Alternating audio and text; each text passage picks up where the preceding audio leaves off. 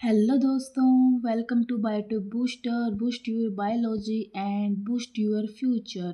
आज हम cell biology का बहुत इम्पोर्टेंट ऑर्गेनल गोल्जी एपरेटस पढ़ेंगे।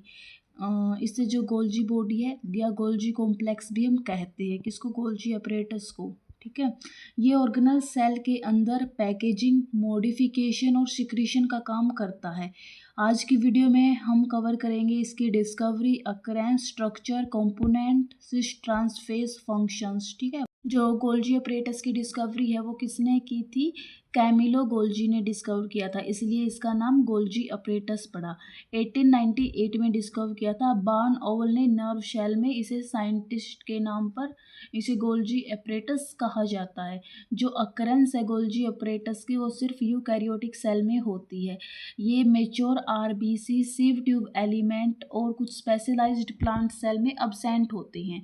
जो डिफरेंट सेल में पोजीशन होती है, जो प्लांट सेल है जो स्कैटर्ड फॉर्म में होता है, इन्हें डिप्टोसोम्स कहते हैं। जो नर्व सेल है न्यूक्लियस और न्यूरो फाइबर्स के पास होता है। स्पर्म सेल में ये बहुत हाईली रिड्यूस्ड होता है और स्पर्म के टिप पर एक्रोजोम बनाता है। ठीक है, एक्रोजोम किसकी वजह से बनता है? गोल्जी अपरेटस की वजह से बनता है।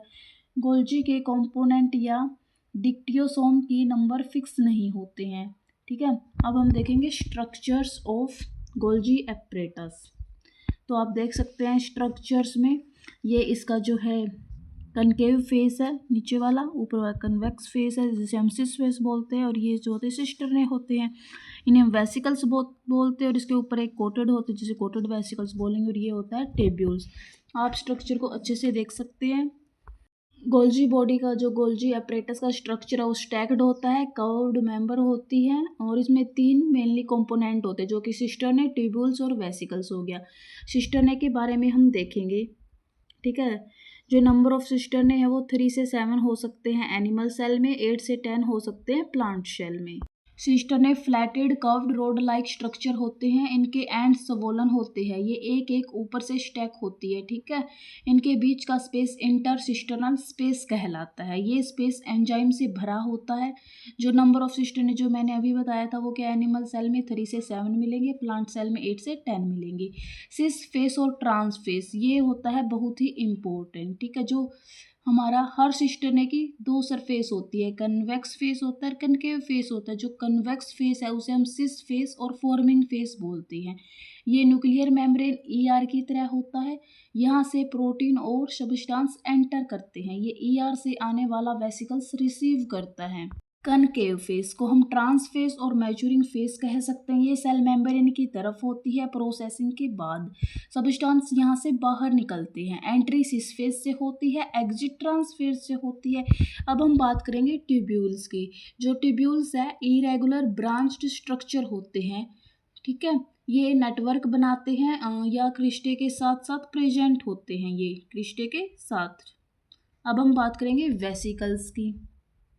वेसिकल स्फेरिकल स्ट्रक्चर होता है, ये एंजाइम से फिल्ड होते हैं, मेम्ब्रेन बाउंड होता है। वेसिकल्स के type smooth vesicle, coated vesicle, या फिर कोटेड वेसिकल में कोलेस्ट्रॉल और स्टीरॉयड की कोटिंग होती है, इसलिए उसे हम क्या बोलते हैं, कोटेड वेसिकल बोलते हैं।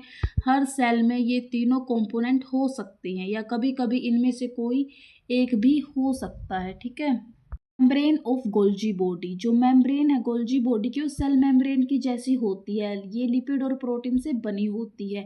अब हम देखेंगे फंक्शंस ऑफ गोल्जी बॉडी। अब हम जो गोल्जी बॉडी के फंक्शंस को एक एक करके समझते हैं, तो अच्छे से देखिएगा। सेल सेक्रीशंस, जो सेल सेक्रीशन का क्या काम है, प्रोटीन और एंजाइम जो है एंडोप्लाज्मिक रेटिकुलम में बनते हैं, ये वेसिकल्स के फॉर्म में गोल्जी बॉडी तक कैरी किए जाते हैं। गोल्जी में प्रोसेसिंग के बाद ये एक्जोसाइटोसिस के थ्रू बाहर रिलीज होते हैं। ठीक है, इसे हम सेल सेक्रेशंस कहते हैं। जो एक्टोप्लाज्म है उसे हम बोलते हैं जो प्रेजेंट होता है सेल मेम्ब्रेन के पास, एंडोप्लाज्म को जो न्यूक्लियस के पास, साइटोप्लाज्म जो प्रोटोप्लाज्म एक्सेप्ट न्यूक्लियस बच जाता है प्रोटोप्लाज्म को छोड़कर, उसे बोलते हैं हम साइटोप्लाज्म। अब जो दूसरा फंक्शन है इसका है पैकेजिंग ऑफ सब्सटेंस। शेल के अंदर बने सब्सटेंस गोल्जी बॉडी में पैक किए जाते हैं, ये मेम्ब्रेन से कवर होते हैं और शेल की नीड के अकॉर्डिंग डिफरेंट डेस्टिनेशन पर भेजा जाता है, जिसे हम बोलते हैं पैकेजिंग ऑफ सब्सटेंस। तीसरा आता है हमारा फॉर्मेशन ऑफ ग्लाइको प्रोटीन्स। जो प्रोटीन है राइबोसोम्स और ईआर में बनते हैं, गोल्जी बॉडी के अंदर इनमें कार्बोहाइड्रेट ऐड किया जाता है, ठीक है, किया होता है। इस प्रोसेस को ग्लाइकोराइलेशन कहते हैं। इसे ग्लाइकोप्रोटीन बनाते हैं। है लाइपोप्रोटीन संतति, जो ब्लड में प्रेजेंट सभी टाइप के लाइपोप्रोटीन्स हैं गोल्जी बॉडी के अंदर सिंथेसाइज होते हैं। फिफ्थ है मेम्ब्रेन ट्रांसफॉर्मेशंस, ठीक है।